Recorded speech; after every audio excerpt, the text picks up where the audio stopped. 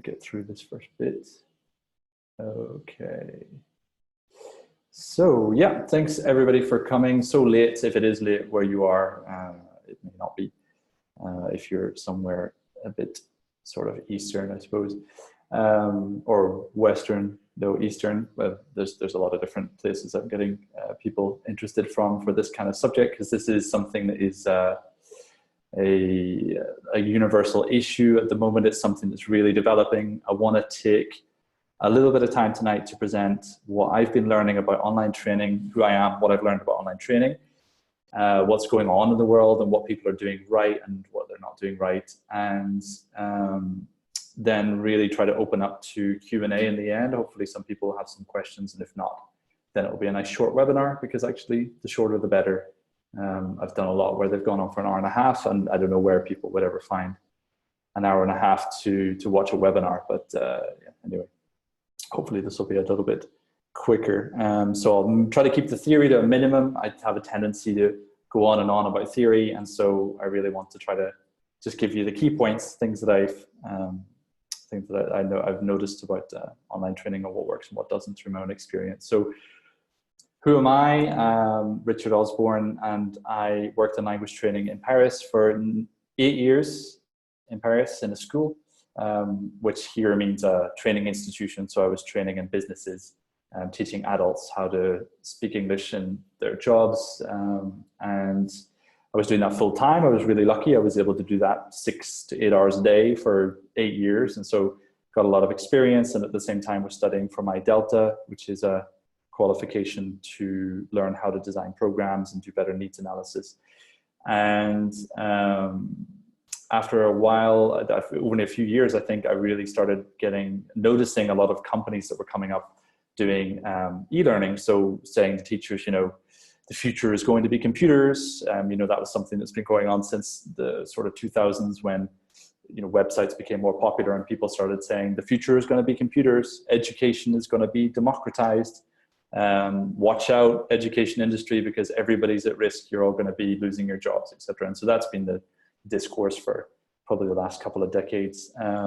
And I guess in some subjects it turned out to be true, in others not.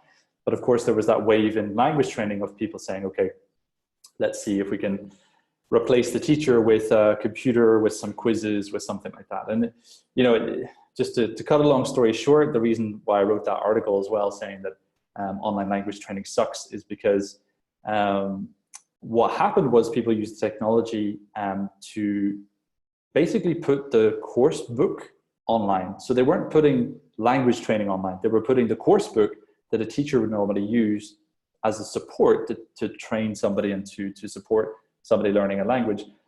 They would just put that online and that's it. And so it's the same, essentially, if you boil down most online training, it's really not far from just handing somebody a copy of business result or English file or something like that, and just saying, yep, crack on, page 1, good luck. You have access to all the pages and you can do the pages whenever you want, wherever you want. If you have a pen, just open the book and do it. That's essentially what e-learning is.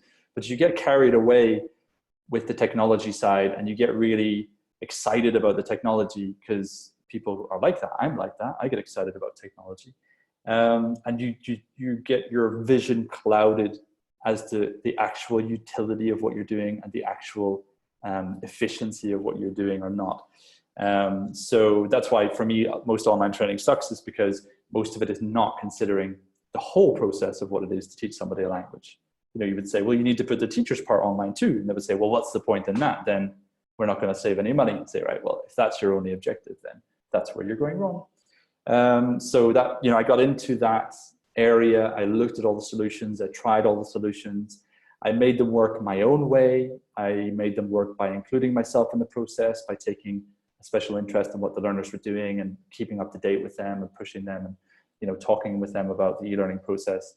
And then I left Paris and became independent and started looking into how I could help other language trainers and institutions to get better at online training and to understand better what is online training. Because I think that's one of the biggest problems, is you look at online training and you think, I'm kind of lost. There's so much there. There's so many tools. There's so much advice. There's so many blogs. There's so many people who are pushing their own agenda as to what online teaching is, that it's very difficult to form your own opinion about it and to find your own way that you can take to experiment and to try it out. And, you know, additionally to the fact that you don't have enough time because you're an independent trainer, and so you don't have time to go researching all these different solutions. I had time because I was paid to do it. I was in a full-time job, so I had time given to me to do that, and I was really lucky. But not most teachers are not that lucky.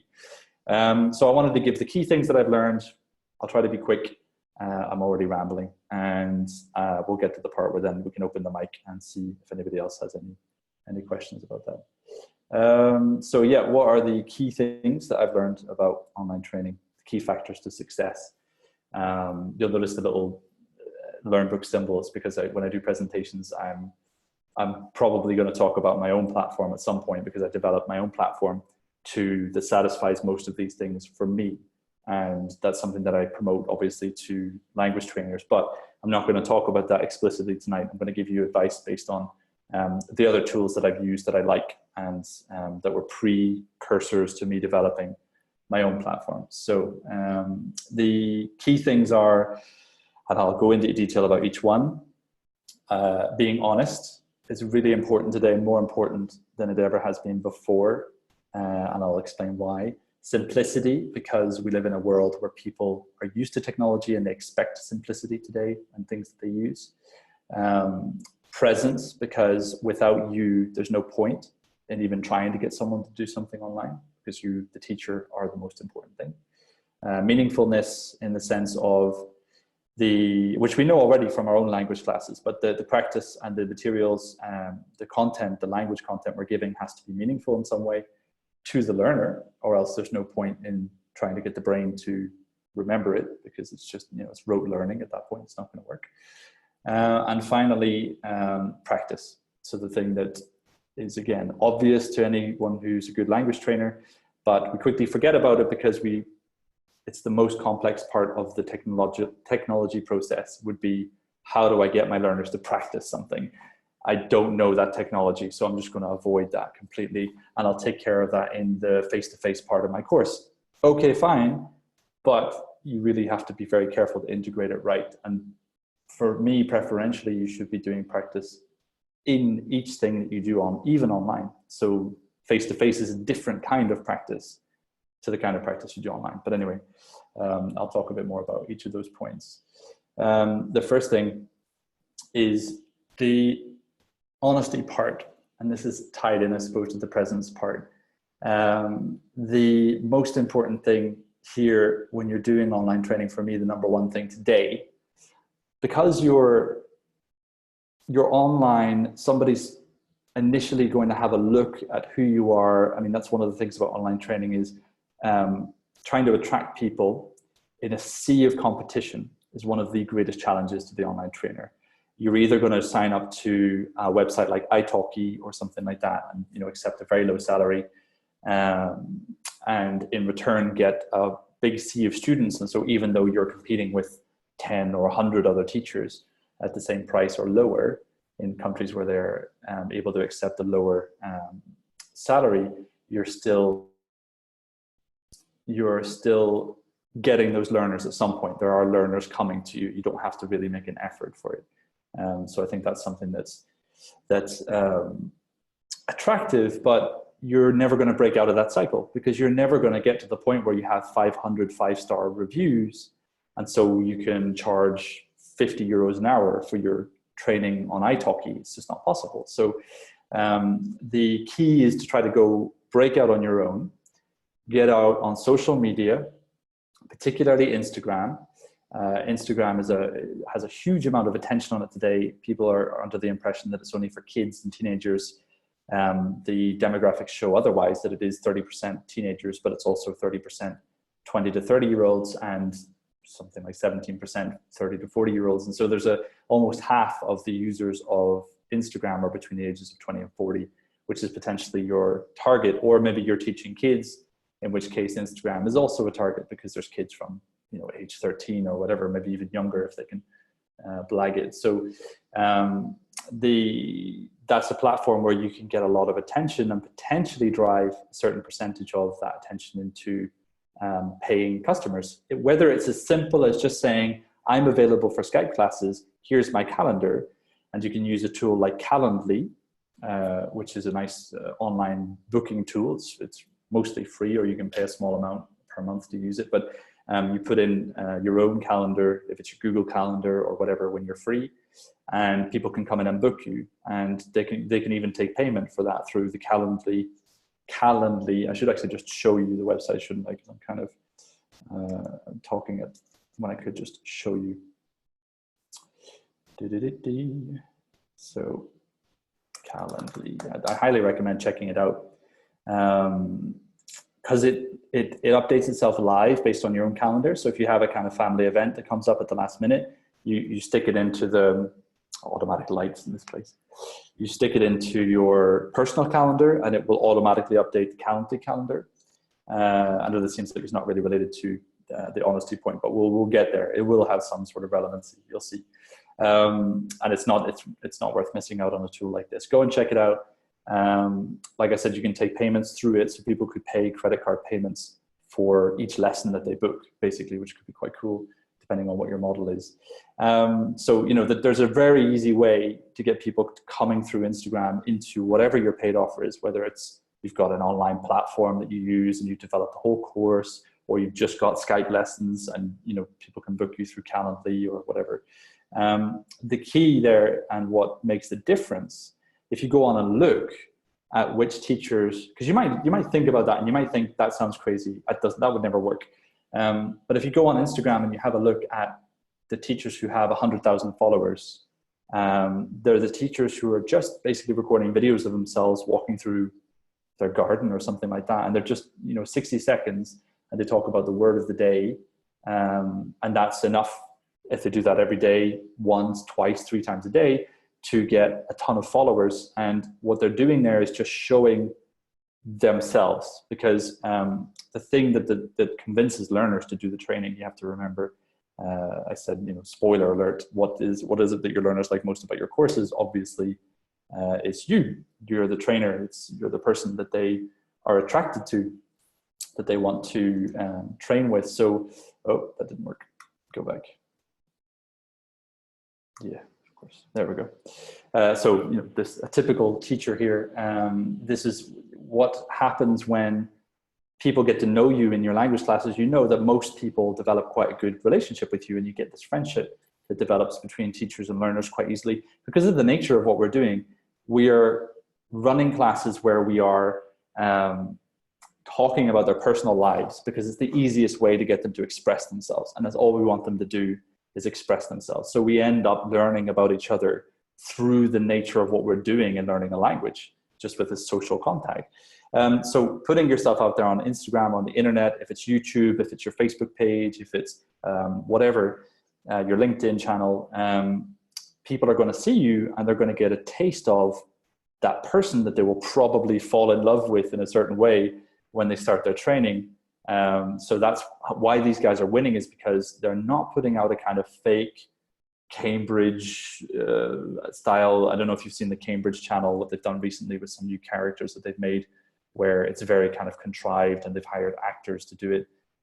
They are definitely not winning. It's the ones with 100,000 followers are just regular folks who record themselves with a smartphone. They're not even editing the video. They're not even adding anything to it, maybe subtitles or something, but they're just putting their phone in front of their face and saying, hey, it's me, and here's my lesson, 60 seconds, and you're done. And that wins business, because that's what people want, and that's what will attract people to your language offer. It's not the content. Online training is not about the content of your training course. It's not, look at all these fantastic quizzes that I've made. Look, I used a YouTube video. Look, I used TED videos. Great, I can do that on my own. But if you're there and you're an interesting, funny person, I really want to get in and do this training, because you're going to be leading me through it. I'm going to speak to you personally, or I'm going to hear from you, or you're the kind of person I like watching videos of. And it really is a powerful effect. So that's the number one thing you need to do to get your online training working. It will be a Q&A, and we can come back to each of these things if you want to ask questions about it. Okay, moving on. Your training should be short, sweet, and flexible. It's the easiest way to compress together all of the jargon that's out there today about online training. So when people say micro-learning and rapid learning and gamification and all that stuff, I just say short, sweet, and flexible. Short in the sense that you should have your lessons not being any longer than, 10, 20 minutes maximum per part. And, I achieve that in my lessons by cutting them down. So I'll have a 1 hour lesson online based on a video. I did one recently with kids that I'm teaching about Greta Thunberg. And we had a video of her, setting sail off around the Atlantic. And the activity was to watch the video, put a comment on it about what they think, could they do this thing that Greta's doing? That was 10 minutes. Then the next part was, here's another video, another family who are doing an eco thing. Did you think you could do that? And again, another 10 minutes. And then it was, here's some vocabulary from what you've seen, another 10 minutes. And then it was, now can you please record yourself presenting your own imaginary project that you're going to do to help save the world. It's kids, so we get some amazing answers. They're 9-year-olds, so there'll be some amazing stories that are going to come out of that. But there you have 10-minute bits. It's sweet because it's interesting. It has to be something nice. It has to be something entertaining. When you've got your learner, who I've pictured here, what I consider to be a typical learner who has a problem with an online course. What I just talked about, the typical thing that you hear from learners. I'm really busy at the moment. So you answer that problem in online learning. When someone says to you, okay, you've got an online course, but I think I'm too busy. I don't think I would have time for that. And first of all, it's a con, because they will have time for it. If they have time for coming to see you for 1 hour a week, they have time to do 1 hour of e-learning too, or e-learning. Let's not call it e-learning. 1 hour of online learning too. It's just that they see online learning as something that is low stakes, that's low priority. Coming to see you is high priority because you're a person, you have a meeting, you're going to disappoint someone if they don't show up, you're wasting someone's time. Nobody feels like they're wasting anyone's time if they don't do online work. They don't feel like there's an importance to it at all. Doesn't matter if you've drilled it into them. In the next lesson, if you haven't done your online work, you're not going to be prepared for the role play, which is what I used to do. It won't work because it's still low stakes. No matter how much they want to convince themselves that it's high stakes, it's low stakes. So there needs to be something more. It needs to be the argument of, you can do it whenever you want. It's 10 minutes a pop. So the next time you're in the train, the next time you're sitting in the petrol station while waiting there's a car in front of you parked. I'm thinking of the recent moments where I've actually done something like that. I was actually waiting behind somebody in a petrol station thinking this is going to take a while. So I pulled out my phone and did some stuff for like 5 minutes. We do that today. That's what people do. You can deny it, but we all sit for minutes at a time on, the plane, on a train, in the toilets. We all have to say it. We're all sitting and using our phones. So you need those little chunks of stuff that they can do, that they feel like they've achieved something after 10 minutes. So make it 10 minutes and there's a conclusion to those 10 minutes, even if it leads on into something else. It has some sort of yes moment, did it, 10 minutes. It doesn't have to be something ridiculous like Duolingo, where you have points and hearts and stuff like that. It just has to be a feeling of you've completed it, well done, right? The other thing is, how do I access my lesson? Typical complaint about online training. It's not sweet enough. It's not easy enough. You're in a platform where it's too complicated. I know a lot of people who talk about Edmodo, for example, Edmodo, Moodle, 360 Learning. I'm trying to think of other examples. There's one here in France called Seven Speaking. These are platforms that are popular because the people who build on them think that they're really good, but then a learner gets in and the learner is just kind of lost in a sea of different boxes and things that, like, I don't know, upcoming activities, past activities, flagged activities, whatever. And it just, it needs to be something where you just click a button. What somebody said to me once, and it's right for learners, it has to be something where you click a button and it works. So I'm a learner. I feel like I'm there. I've just sat, I'm going to use a really crude example, I'm sorry, but I've just sat down on the toilet. I'm like, I've got a minute. I'm going to do some work. I flick open my emails. I'm like, where is that thing from the teacher? I just have to click something in that email and boom, I've got a lesson in front of me. And I just do some stuff, listen to some stuff, maybe speak a bit. It's a bit weird on the toilet, but it depends where you are. And then that's it. And you're done. And you have that feeling of, yes, I did something. So it has to be super accessible, easy. If you click that link and it's like, say your password, how many people then would say, oh my God, I forgot my password. I mean, it's just the most typical thing in the world for people to complain about forgetting their passwords. All learners do it because they don't log on for a week and then they forget. So it has to just be easy. You know, Google, for example, Google Drive, Google Docs, Google Slides, all that stuff that you can build lessons on there, interactive lessons where people can edit stuff. And you just have to share a link. It's private in the sense that you just assume that your learner won't forward the link to someone else. So only the people who have the link that's provided by Google for one file will be able to access it. That's perfect. And don't worry about that it doesn't have a password or something like that. Just do it, just send it. You know, who cares if somebody else gets the link to the Google Doc and they answer the questions? Oh no, like it's not, you know, it's not a big deal. So make it as easy as possible, make it as quick as possible. If it can just be one click and they're in and they're typing already, that's the perfect kind of online lesson. People will love it and nobody will ever complain. That's a big bold statement, but anyway. I can't come to class tonight. How many people were supposed to come to this webinar? Maybe 18. How many people messaged me at the last minute and said, sorry, I can't come tonight? Again, online training suffers from that thing of, it's not that it's low stakes, but you feel much less bad. Does that exist?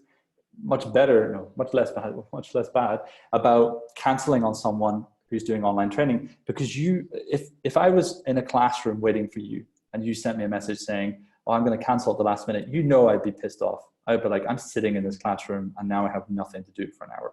And that's great. And I maybe don't get paid for it because I'm a freelancer. You know, I hate you.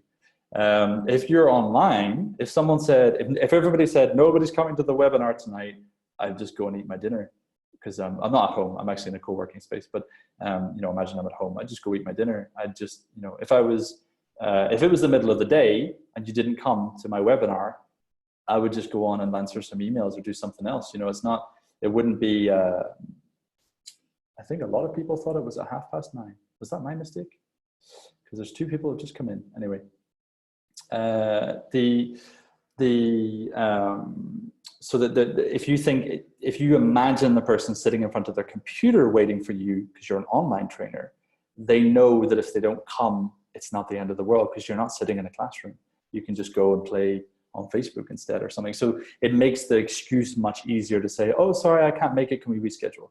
My advice there is group classes.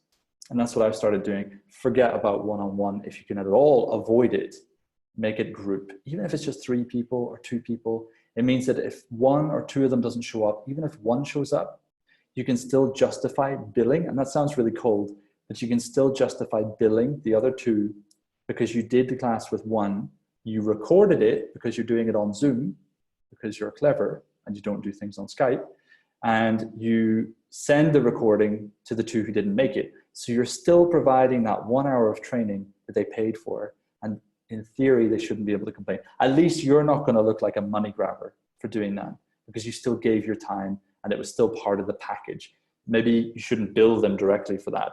What I do is I bill them per month. So I have a fixed price per month that gives you access to 2 webinars, 2 group classes, plus X, you know, 4 Learnbook classes for me. It's my platform, or 4 Google Docs that we're going to do together or whatever. And then if somebody doesn't show up, then you can still, you know, you can record it with the 1 or 2 who do, and still the other ones that counts into their credit. And maybe even then, if like next week, 1 or 2 people don't show up, one of the people from last week in the other group could come and like join in with this group just so they can make up their hours. So you can stay flexible. And I think that's really important, to stay flexible, especially in the case where your learner comes back to you and says, the catastrophic, I'm lost. So in your online training, if somebody falls behind, they can easily slip through a net. And then they'll contact you, email you and say, I've missed too many lessons. I don't know where I'm at anymore. I'm lost. So that's the point where you need to be flexible as possible, because you could be hard and just say, all right, well, you didn't do the lessons and you've already paid. So what do you want me to do? You just got to catch up. But obviously the longer it goes on and you've promised them 10-minute lessons, 1 hour a week, and they've missed 4 weeks, and you're like, well, you just find 4 hours somewhere to catch up. And there's those 3 webinars we did, so that's another 3 hours. So you've got 7 hours to catch up, and it's just impossible at that point. So put them in another group. Because if you're flexible enough with the way you've structured your pricing, so you've got 6 people in a group, you know that you've got a good margin on that, then you can put somebody, take somebody out of that group and put them in another group. You're not losing that much. And maybe the other group could be 7 instead of 6, for example. So you still, you balance the cost that way. I've done that, and for me, that's really successful. People don't mind being moved around groups because the people that they're in the group with are not their friends. They're not even classmates in that sense of people who are sitting together, and after the class they go out for a coffee together, or where I used to work, the learners would always invite each other out for beers afterwards, and they'd go to the bar right next to the school and they would all have a drink. So they were cool together and they wouldn't want to be split up. That would be disastrous for the atmosphere. But in online training, generally people get to know each other, but they couldn't care less if they get split up and put in another group, because you've got people from all over the world. They don't care if they're mixed around or whatever. So if somebody is lost, if they have a problem, then just try to be as flexible as possible. Give them a break, even say, do you need a break? Take a 2-week break and I'll put you in a new group when you come back. Catch up on the work and I'll put you in a new group that's kind of at that 2-week point that you kind of lost interest, and we'll get you back into it. You still will be making money, so that'll be, for the teacher it's fine, and for the learner they'll be really happy that you've been so flexible with them. Right, presence, I've got to go a bit faster. Presence, because if you are not available and the learner feels like you're not there, then they'll lose interest. They'll lose the feeling that they paid to see you and they paid to talk to you because they like you. Like I said, they're not interested in your content. They're interested in the contact with you. So they do the content as a way to get to you and to get you to reply to them. And they love that. So you've got to be present. So what does that mean? That means you're going to end up looking like this, checking your phone at 2 o'clock in the morning because you got a beep and it was somebody who replied to one of your activities. Yeah, I'm just kidding. That's not what happens. And you might think that I'm like that. You might be right, but I'm not going to tell. For me, I've always been the kind of person who has their phone in their pocket all the time. And so I'm always curious. I'm kind of one of those Facebook addict people, not Facebook, but like text addict people where I get, messages from people. I'm too curious to know what it's saying. So I'll just check it, right? So what I would say there is, because people would say, I don't want to be bothered all the time by my learners. I don't want them to think I'm going to reply straight away. I'm like, well, there's an easy solution to that. You've got to establish with your learners your schedule, your rhythm. So from the very beginning, even on the sales page, say something like, everything you say, you will get a feedback from the trainer. So, on my sales page, I put like personalized activity with feedback from the trainer within 48 hours. So they know that if they message me at 1 o'clock in the morning, I will message them at some point the next day. How do you manage that? I put aside an hour every day where I say, it's not, for me, it's not fixed because I'm just like that, but you could do it fixed. You could say, every day I'm going to start, I know I don't have any classes from 8:30 to 9:30. So from 8:30 to 9:30, I'll reply to the messages from the previous day. I'll flag things that need to be followed up on. It's a good thing if you can have a system where, and we'll talk about that in a second, where you can have reminders. And I know we'll talk about it right now, actually. If you can use a reminder system like Google Calendar, iCal on the Mac, on Apple, Google Cal on Windows. I'm not going to say the Windows equivalent because Windows stuff sucks. Use the Google stuff if you're on Windows. So Google Cal, iCal. There's an app that's called Trello, which is really nice too, Trello. It's very popular for people keeping stuff organized. I have a feeling, I'll show you, it could be really easily used for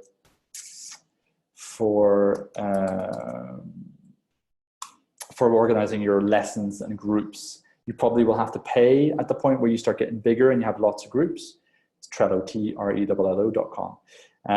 But you create these kind of boards, a bit like Padlet, where it lets you put in stuff that needs to be done and set reminders and tasks and whatever.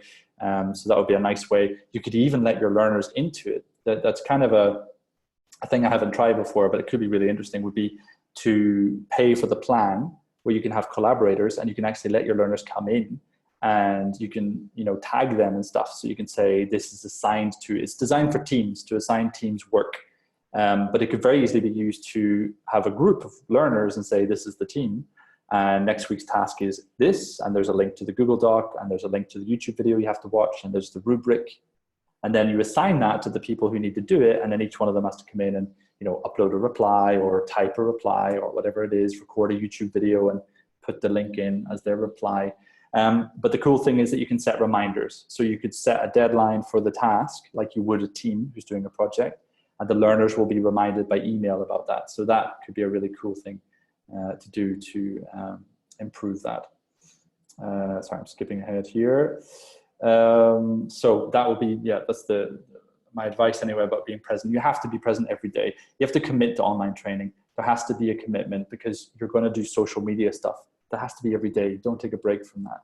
A little bit every day, but something every day.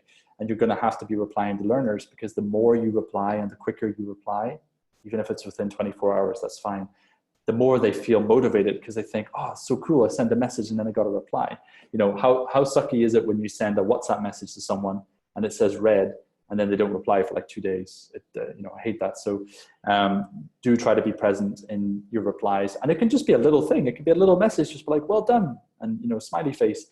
And that is enough for, learner motivation, in my opinion. So try it out. You try. These things are things you need to try. You can ask me questions about it, but you need to try them yourself and see if they work. Okay. Meaningfulness for me, that is just being a bloody good teacher. Just be a bloody good teacher, for God's sake. Don't be like this. Don't be going into your online training. If you teach in a classroom like this, you should just not be a teacher anymore. Just stop. Do something else. Teach Excel, Microsoft Excel or something. That might work there, But if you're teaching language and you're determined to teach grammar and, do some sort of very structured, strict method, then, just stop teaching language, because it won't work. If you're going to be a good online trainer, a good trainer in general, you need to be more like this. You need to be more, let's say, I don't want to say kooky or crazy, but all of us are a little bit, in a way, kooky or crazy. I've gone too far. Even if you don't think you're like this, all teachers are a little bit of a performer. I don't consider myself somebody very funny or kind of entertaining. Like, I consider myself to be quite bland and a bit boring, but I know that when I'm in front of someone and I'm telling them about something, I get this spark of inspiration and I just go into teacher mode. And that's why we're teachers, because I think we get that kind of spark and inspiration.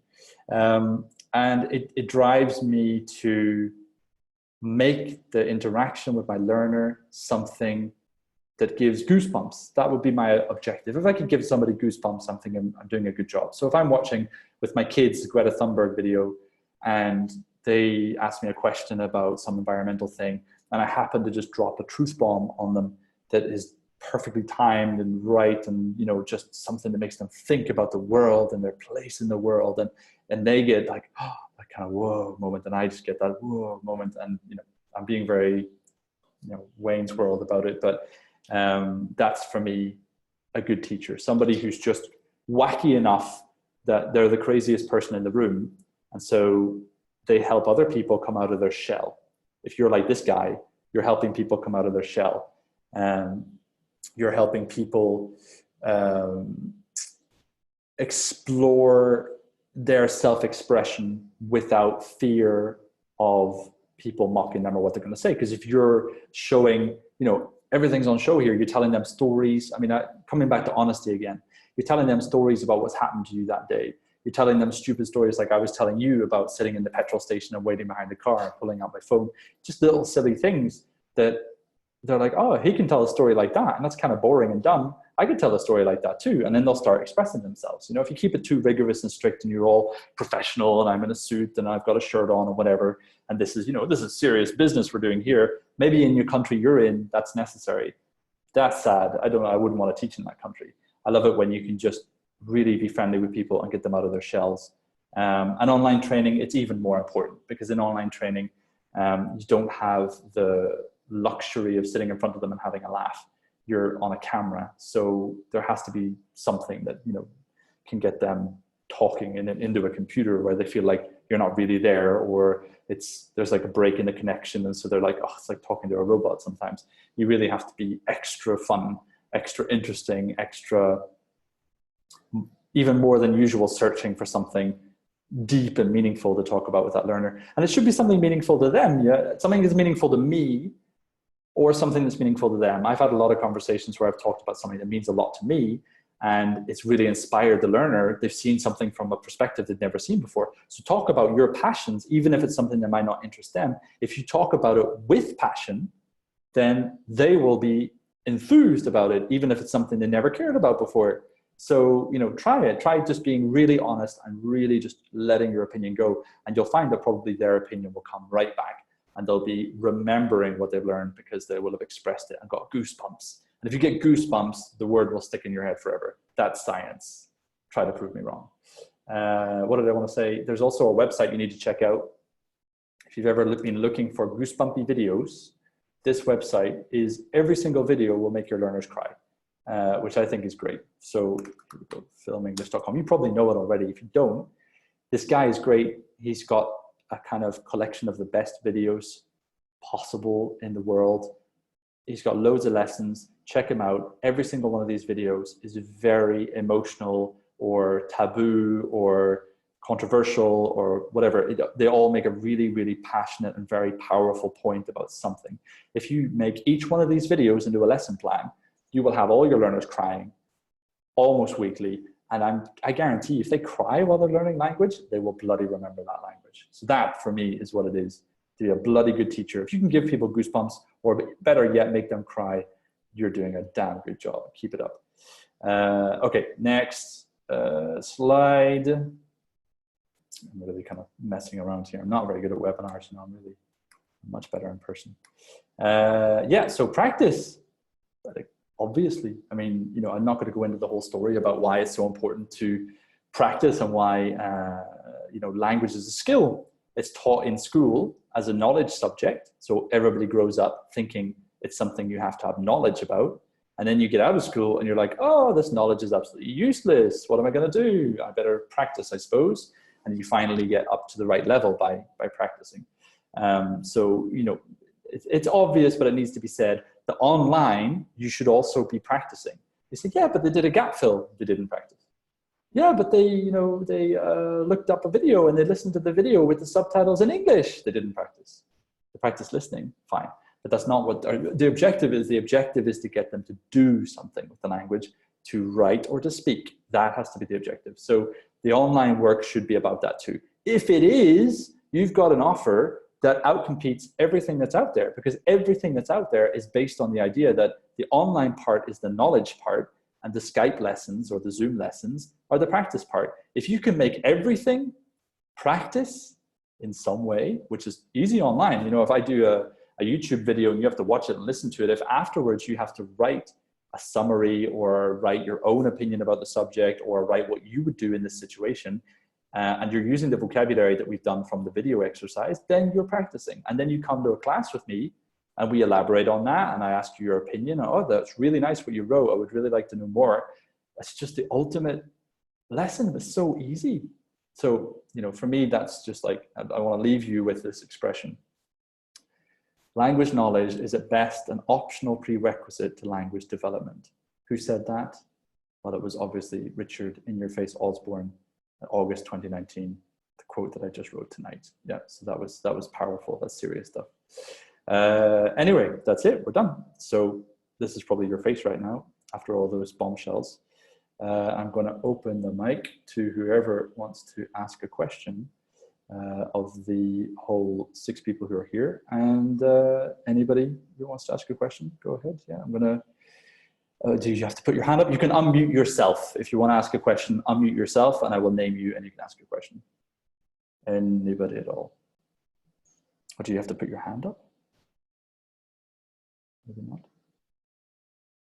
I'm going to unmute Tamara Parsons. Thanks. Yeah, so there we go. Thank you very much. You're welcome. Tamara, what's your question? I saw you put your hand up there. You really didn't, but don't worry about it. In my head, I did. So yeah, you did. Okay. Contentious parts. I will ask a question actually. If you give everyone a fixed monthly price, do they ever come back to you and say, "Oh, well, I didn't get this, I didn't get that," and then quibble? No, because my fixed monthly price is so ridiculously low that they can't really understand how it works. so they wouldn't ask any questions. I charge, so I'll give an example. At the moment, I'm charging for English either 40 or 50 euros a month, depending on who I'm talking to, because I'm in a kind of funny area here where people are can be a bit poor sometimes.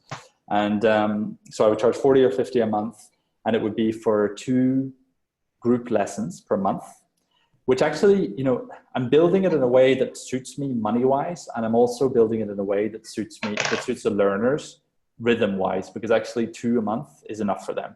They're like, okay, I could free up an hour every 2 weeks. That's totally doable. And then I'm like 1 hour a week LearnBook lessons. The thing that I get more, because it's face-to-face lessons mixed with my LearnBook lessons, which are very interactive lessons, I have people more coming back to me with guilt, saying, I'm so sorry I haven't done the lessons. Because they see the interest in doing them, suddenly it's not like they're being forced to and they're trying to get their value for money. It's actually that I've personally put something in there with my own face for them to do, and the video of me to watch or whatever, and that inspires them to actually feel guilty about not having done it. So that would be the reaction that I've got so far, which is good actually. And that's where the flexibility comes in, because So how long are your group lessons then? Your live lessons? How long do you give? 1 hour, 1.5 maybe, depends. Sometimes I let them run over. I'm too flexible. If I was doing it, because I'm not doing it seriously, I'm doing it to keep myself sharp. I'm doing it as a freelancer just to keep a bit of cash coming in on the side, but I'm not dedicating myself. So I'm a bad example of what you should kind of do as an online trainer. I'm only doing like 1 or 2 groups. So I do let things go over just because I like the people I'm working with. I only work with people I really like. So I get to kind of choose, which is nice. It's a bit of a luxury. So it will run over, but I would say an hour is enough. If you have a good activity organized and you have 5, I would put like 5 maximum in a group. Each one of them is going to get, a good 10, 15 minutes to talk. So that's okay. That's pretty good, I would say. Okay. What about Eiley? Unmuted herself. What's up, Eiley? Hi, Richard. How are you? Hey, I'm good. How are you? Good to speak to you. You had me laughing out loud several times there, but I think my main question was kind of practical too. It's how do you manage groups? You mentioned 6 or even 7 people if somebody changes groups. Yeah. I'm wondering how you manage levels in groups or needs, or finding enough people with the right available dates and the needs to correspond. Yeah. I mean, first of all, the model itself lends itself to that, because I'm saying, basically when people ask me, when's your next group starting? I'm like, whenever, I'll keep people on hold. I have that luxury, and a lot of people don't have that. So let me put myself in the shoes of somebody who's doing this full time. You're trying to get as much interest as possible. And one of the ways you can do that, which is very easy, is just to say, your language level for free, take my language tests, right? Now, what I would do, because I'm using a platform to do that, is I would actually ask people to record themselves just for the short video to answer a couple of questions about, where do you live? What's your job like? What did you do last year for summer or whatever? And have that 1 or 2 minutes just to look at, and then give them a kind of like IELTS style, kind of on a grid, sort of, what level are you right now, and speaking and in grammar or whatever kind of test result, and say, if you want to take it further, I would love to do some lessons with you. And if they were to say yes, I would say, no problem, I'll put you on the waiting list. The fact that you've done a test with them means that they've taken a step of engagement that you can use to qualify them as a potential client. Then you make up a list of people, and I would have, if I wasn't using my platform, I would use Google Sheets, and I would just keep the levels in a Google Sheet with conditional formatting, like who started, who's waiting, who's just taken the test, who needs to be contacted. So I would always know what the next step with each person is, just check that regularly. And then once I see that there's 4 or 5 people who are at pre-intermediate level, just whack them together. The other thing that's not too difficult about that is when you're doing online training, you can be a bit more liberal, I think, about the levels, because they're doing their own individual stuff a lot, and they're not as much talking to each other as they are completing exercises. And then, they might complete them better or worse depending on their level. If it's a slight higher pre-intermediate or lower pre-intermediate, they might give different answers, but they're not really competing with each other as they might be in a classroom setting. So it's kind of, you can make it a bit more individualized, so it's a bit easier. I can see how that could work, providing people will wait until November, until their group level opens up. I could see that could potentially work, but so far, I've always worked with people with very specific needs who want their English for their job and their specific context. So perhaps that's a different kind of thing. Perhaps it's a different price for those individualized classes as well. There's where the personalization of your business offer comes into it. If you start, I mean, what I would do, I'm a big fan of what's called lean startup or lean management, which is where you don't do anything until someone's told you that they would want that. So you could offer something. It would be better if the thing you're offering doesn't exist, and then you see what they say. So I would say, I have, English training. What do you want? I have programs. I have loads of them. I don't have any. And they would say, I really need something very specific for my job. I'm like an IT engineer and I speak with people from China, so I don't know the Chinese accent. I really need that. And at the moment I'm pre-intermediate, so my conf calls really suck and I can't participate, whatever. And you're like, okay, that's very specific. What I'll do is I will put you, so you do the test with them and tell them, yep, no problem. You're a pre-intermediate level. And I've got a business program that's about that kind of, those things that you're saying. So I've got those modules in there. And then you're just waiting to see if other people tell you the same thing. If nobody else ever tells you the same thing, you might have to offer that person a very high priced product to say, okay, you're going to have to pay 50 euros per session or something like that. That'll be a face-to-face session plus online stuff that I'll give you for homework, and it'll be very private, very coached, whatever. But if like 2 or 3 other people come to you with that issue, then you can say, I've got a product here that I could actually push to more people. And then you can develop a proper sales pitch for that one, a proper program for that one product, and put it out on your social media channels and say, look, this new thing is available. And then you might start get a steady stream of people coming in. The more that you tweak it, the more that you change it, it gets people responding to it. Then the more you can get a kind of steady flow into groups. And there would be an argument as well that if somebody has a very specific demand like that, they're only going to be able to do it if they're at a specific level. So you won't get someone who's a beginner asking for that same thing. You'll only get people who are currently at pre-intermediate level, because if they're a beginner, they have a whole other problem that they need to solve. So I would just say to kind of leave yourself open, say that you're open for business and you do a lot of personalized training. You've got a lot of programs available. Contact me and I'll try to figure out what the best program is for your particular case. And then they'll talk to you about their problems and you say, yeah, no problem. I've got a program for that. I'll do it up for you, and then I'll contact you as soon as it's ready. And yeah, you might get some people who kind of lose interest, but most people don't. That's good. Cheers. No worries. Rachel, you've got a question. No, I'm busy writing everything down. You unmuted yourself. The more you talk to me, the less I know what to do, to be honest. That's yeah, it is a problem. It is a problem. Yeah, some people would just like to have that one answer. And yeah, it reminds me, there was a teacher I talked to yesterday who was asking me for advice about stuff, and he was saying, I've done all these webinars and I've done all these talks, and people tell me the best way to teach, but the one thing I've never heard is, what is the best way to teach grammar? Like, really, like, what is just the method to teach grammar? And I'm like, dude, you are totally asking the impossible question. You realize that. So, I was explaining all the different scenarios. I'm like, you could have a learner like this and they would need it like this. You could have a learner like this and it's a bit different. And then a learner like this, you could maybe break their spirit a bit. And there's all sorts of different possibilities. So yeah, the problem is that there's too much choice. So you really need to, that's why I really like the idea of just putting what you want to do out there and just seeing what comes back. And then when something comes back, try to quantify it, try to qualify it, and then try to, I'll give you an example of something I do. That social media training that I'm doing at the moment with you, right? That was something where I was offering training on my platform on how to teach online. And it was quite vague. And somebody finally came back to me from that offer.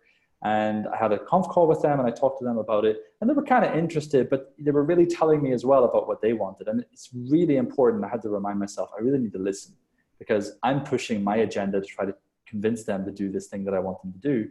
But actually he's telling me a lot of stuff. And in the end, he was telling me, the thing I really need is, I have this website, I have this dream of like just having that website on Facebook and Instagram and YouTube, and people are watching my videos and stuff, and then they kind of go through to the website. And would your platform be able to help me with that? And I was like, sure, yeah, totally. Tell me more about what you need. And that social media training developed from his need. And I just took that and thought, that's a possibility. Who else would want to do that? And the next person who asked me, what kind of training do you do? I just said, well, I've got a training course coming up, and it's about how to use social media to put your online course online. And they were like, I like that. That's cool. And so I started saying that to more people and I got more reactions. And then I built the course because it was like a need at that point. But I didn't do anything. It was all talk. It was all hot air until actually I discovered that there was a consistent need throughout many different people in many different contexts, that was something that's a genuine need in my niche of language trainers. So don't be afraid about choosing and deciding early. Just put something out there that you like and you think this could be something I would really like to do. And somebody will tell you something that will spark your imagination into a product that then you'll start putting out to other people. And it'll come just naturally and you'll be surprised when it actually happens. That's my advice on that. Okay. Any other questions, or is everybody? I was kind of surprised at Instagram rather than other social media, but totally. I guess that's where the ages are. Totally. If I showed you the statistics, right? The statistics are scary in terms of how little attention Facebook is getting these days, how impossible it is to build yourself up from nothing. You could have done it 5 years ago, maybe 2 years ago. 2019, it's too late. If you haven't built yourself up and you don't have 10,000 followers on Facebook, it's too late. You better just give up, because it's just, they've changed the rules. They've changed the algorithms, all this fake news and scamming and stuff. It's totally blown Facebook out of the water. So people who are winning on Facebook will continue winning and they'll dominate. And the people who are new and want to get into it, waste of time, unless you have a full marketing company behind you. And even then it's not very good. LinkedIn is great when you want to target specific people in a niche and you want to target specific companies. At the moment, I'm targeting anybody who works for italki or blah blah data English or whatever, all those companies that have online teachers, because I think they would actually maybe benefit from going a bit more independent. So I just add there's a list of 1,000 people. I'm like, there's 1,000 prospects right in front of my face, and I just have to contact each one of them, because every single one of them is in the niche. Whereas if I'm on Facebook, I have no idea what Joe Blogs is doing, because I don't see necessarily his job or what industry he's in. Instagram is just a huge net that you're throwing out over the whole world, because everybody is starting to use Instagram now. It's really entertaining. It's really addictive. And like I said, there's 50% of the users are between the ages of from 20 up, and or over 50%. And it's kind of a wild west. So you can put out hashtags, you can put out the right description, and you can just get to these enormous levels. I'll show you just one example before we go, of somebody on Instagram who's very much winning. There's plenty of individual little examples of people who are winning because they're teaching English through Farsi or Persian, and they're tagging it with a Farsi tag. And so anybody who's in Iran is searching for learning English in Farsi, and they see somebody who's teaching them, and they're a beginner and they understand Farsi, so they can get the gist of what they're talking about. And that's that's very popular today. But I'll try to find here's a winner. This girl is an absolute winner. I would love to be more in contact with her. She has 43,000 followers, which is a very modest following for an English teacher on Instagram. A lot of teachers are up to 100K or more. And she's just putting out these simple, really nice videos, smiley, lovely girl, and very happy and friendly. And she's got the right kind of description, a bit of fun in there, a bit of question for the people who are watching to reply to. And then she's got about 20 hashtags of all the different possible combinations of English and Anglais for French, English for Spanish, and English, whatever. And so she's in all these channels where if you go and have a look, you'll find, a ton of other people who are doing the same thing. If I click English, that's what's in English. So people teaching in Spanish to teach English, etc. And it's just huge at the moment. It's exploding. There's Pinterest, which is a bit of a mysterious one, but huge attention on Pinterest for English teachers. See, I always felt that Pinterest and Instagram were more for fashion and cooking recipes, very women oriented rather than business.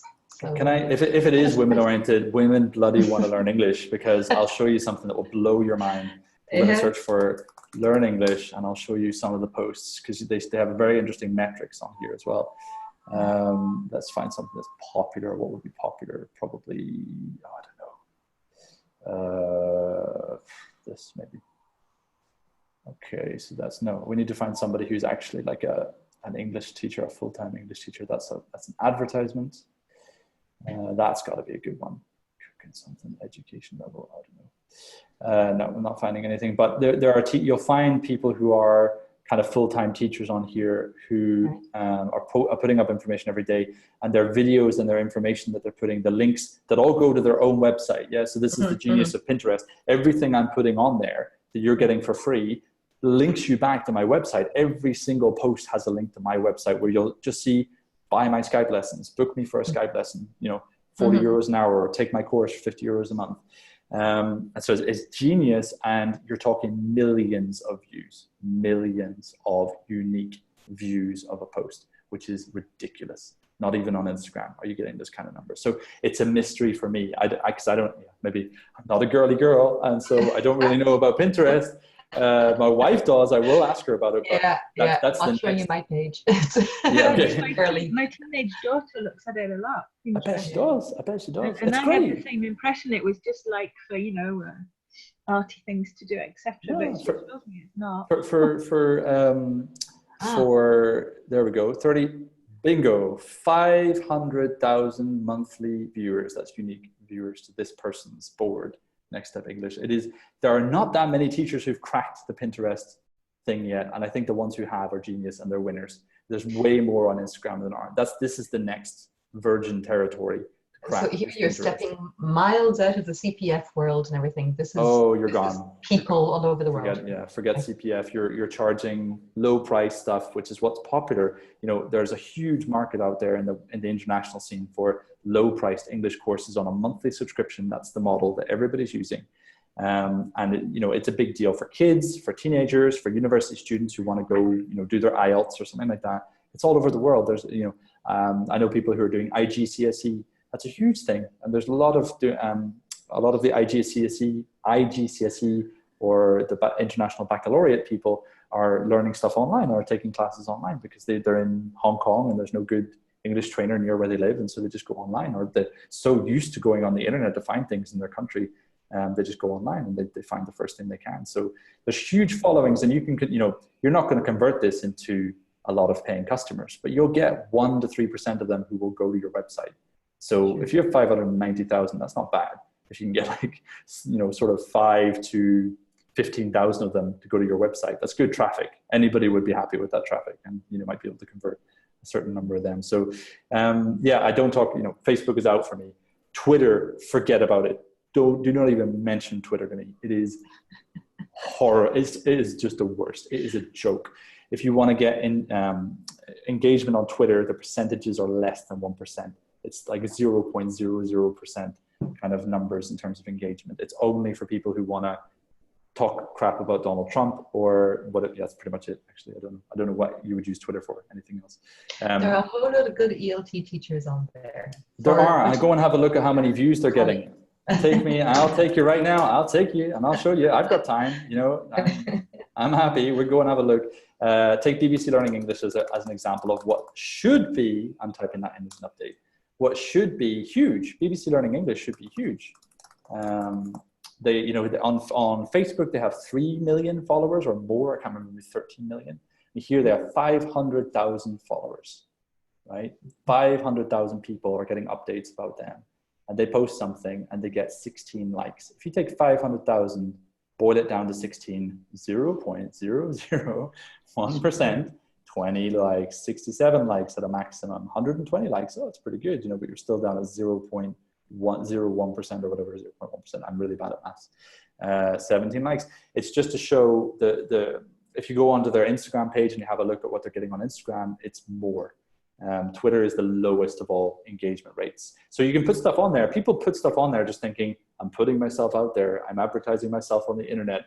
People are seeing it, but the metrics don't show it. No, the metrics do show it. If people don't like it and they're not retweeting it, it's because they're not really interested and they haven't clicked it. They're not really using it. So, Instagram, the top for me would be Pinterest because it's so mysterious and there's so much going on in there.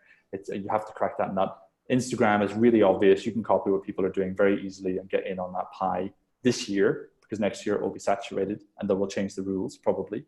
Facebook next, Twitter, LinkedIn is there. It's a very specific need. It's just we want to target very specific people. LinkedIn is cool because you can send in mails. So you can actually send a professional looking email to someone and they know you've spent money on it. So they're like, oh, okay, somebody's sending me an advertisement, but they actually spent money to get it there. So that's not, you know, there's a lot of talk around how to contact people on LinkedIn. But whatever it is you're doing, just be honest. Give everything away for free.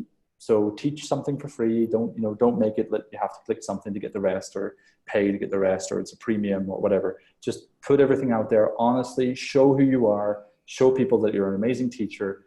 And that will drive people to come and do your training because they want to get more of that. So that's my sort of closing advice, unless there are any other questions. Happy? Mm-hmm. Okay, well, that's great. Thank you very much for everyone for coming. And if you want to get in touch with me, you should have me on LinkedIn, because that's how you found this webinar. And yeah, I hope to hear from you guys in the future. And maybe I'll do another webinar sometime. If you let me know if you want to know anything else, we can put it in a webinar. And, thanks a lot for coming, and take care. Well, thank Good night. you. All right. Thank you very much. You're very welcome. Motivation for the whole thing. Yeah, no worries. Thanks for confusing you even further. No problem. That's what I do. That's what I do. Yeah, I do that with my English learners as well, the poor bastards. Yeah, that's what I do. I really do. Okay. Speak to you guys later. Thanks. Good night. Have a nice evening. Thank you. All right, you too. Bye-bye.